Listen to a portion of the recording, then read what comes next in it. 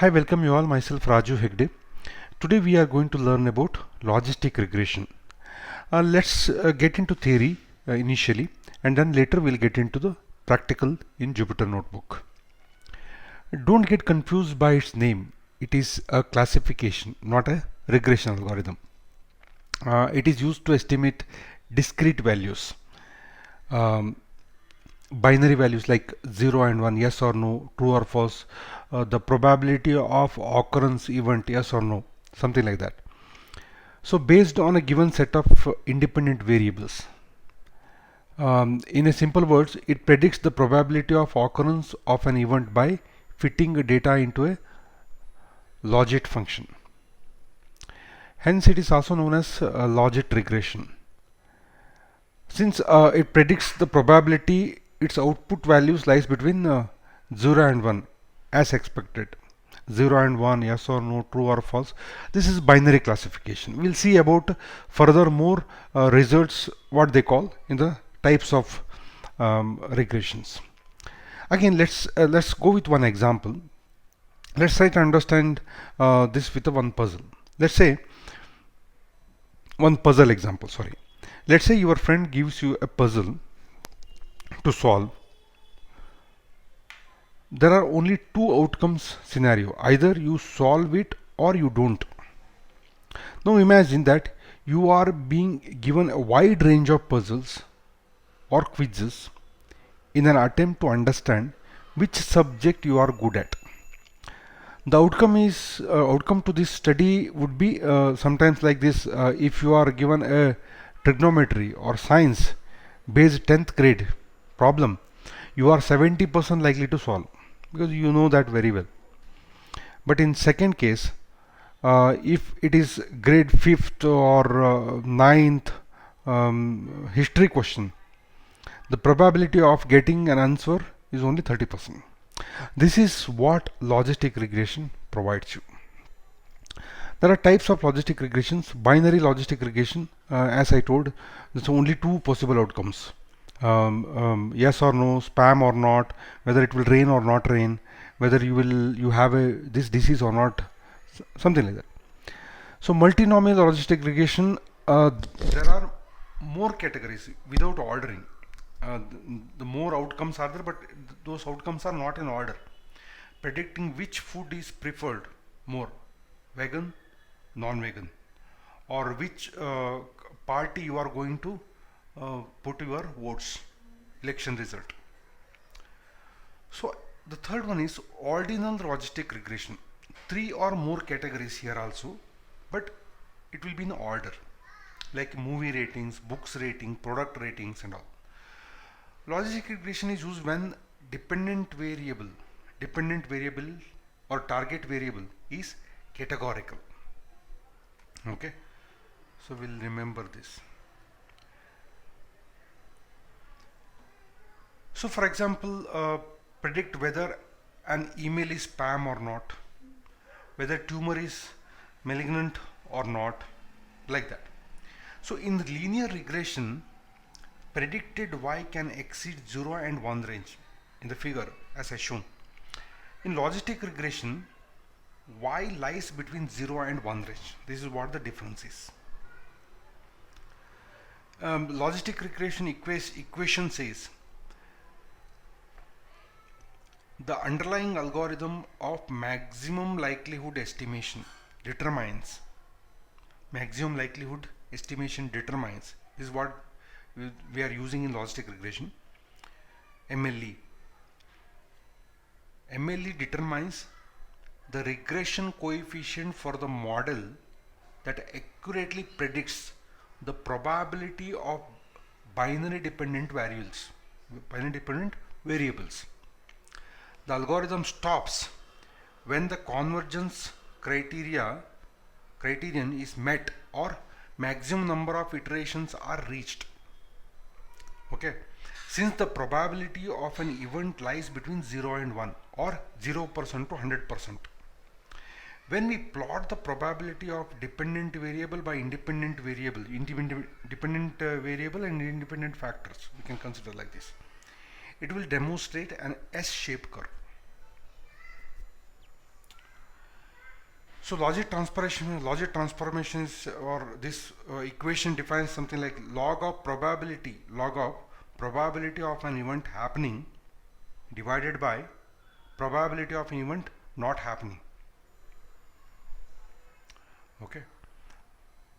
In logistic regression, the constant b naught moves the curve left and right, and slope b1 defines the steepness of the curve.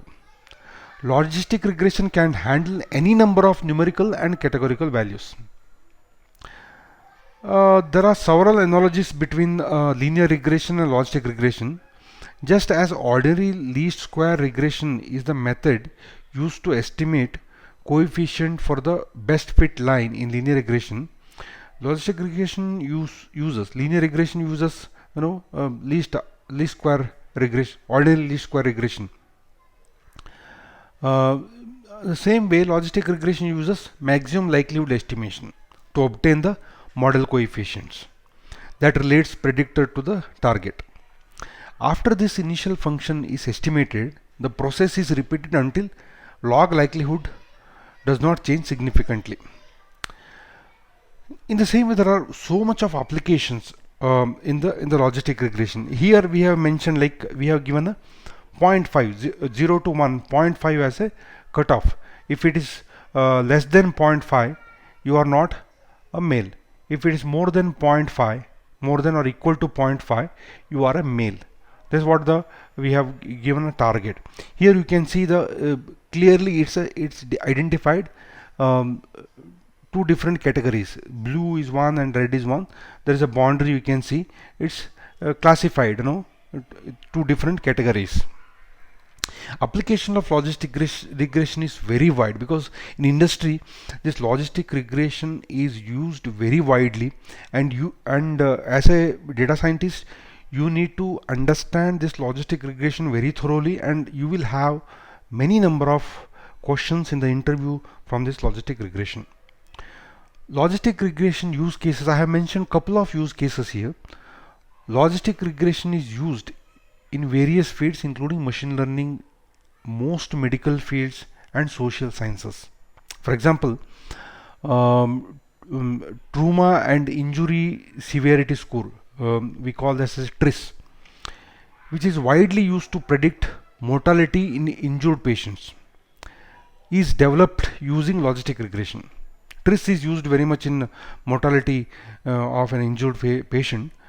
There it's used, logistic regression is used very extensively, and many other medical scales used to assess severity of patients have been developed using logistic regression. Logistic regression may be used to predict the risk of developing given disease, for example diabetes, coronary heart diseases, based on observed characteristics of the patient, like age, sex, body mass index, various things, blood test results. So many things they consider, and finally they predict whether he have this particular disease or not. Okay. Another example might be the predict whether an Indian voter, this is very much popular nowadays and for election prediction. Voter will vote BJP, Congress, TMC, Left Front, any other party, XYZ party. So they use logistic regression for the prediction also. They based on their age, income, sex, race, state of residence, previous election what they have voted, all those things they consider, and they predict on this particular present election. The technique can also be used in engineering also, especially for predicting the probability of failure of a given process, system or product. It's also used in marketing applications, such as prediction of customers like propensity to purchase a product or halt a subscription, like that. Logistic regression is used in prediction output which is binary. For example, a credit card company is going to build a model to decide whether to issue a credit card to the customer or not. It will model for whether the customer is going to default or not default. on this credit card. This is called default propensity modeling in banking terms. Similarly, in e-commerce also, for the when we are sending the email campaigning and promotional campaignings and all, whether the customers will respond to this or not. For this is called propensity to respond modeling. Propensity to respond modeling. Using insight generated from logistic regression output, companies may utilize their business strategies to achieve their business goals, such as minimizing expenses or losses, minimize return on investment in marketing campaigns, etc. And next one is like how we can measure the performance of logistic regression.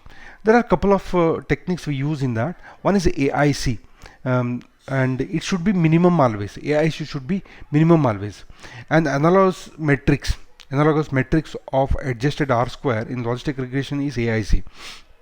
And AIC is the measure of fit which penalizes the model for the number of model coefficients. Therefore, always prefer model with minimum AIC value. And second one is null deviance and residual deviance. Lower the value, better the model.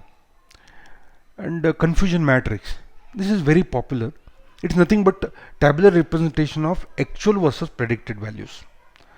And we can see this very well with the heat map in Jupyter Notebook. It is nothing but tabular representation of actual versus predicted value. It helps to find the accuracy of the model and avoid overfitting. As I mentioned here, like you can see a predicted one side is predicted and one side is actual. Like it will show like true positive, fast negative, true negative. It will tell us like how many numbers is correct predicted and how many wrongly predicted. So next one is ROC curve. Receiver operating characteristics summarizes the model performance by evaluating the trade-offs between true positive rate and false positive rate. Higher the area under curve, better the prediction power of the model. We can see here the yellow one is excellent curve because we have larger area below the curve. It will calculate the true positive and false positive rate. Works on true positive and false positive rates. Okay.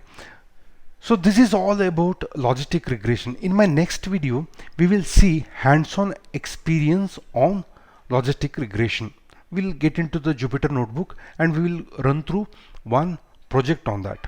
But there are so much of mathematics things here. You need to understand the concept behind mathematics, but Jupyter Notebook will do everything by its own. Thank you. We'll see in the next video.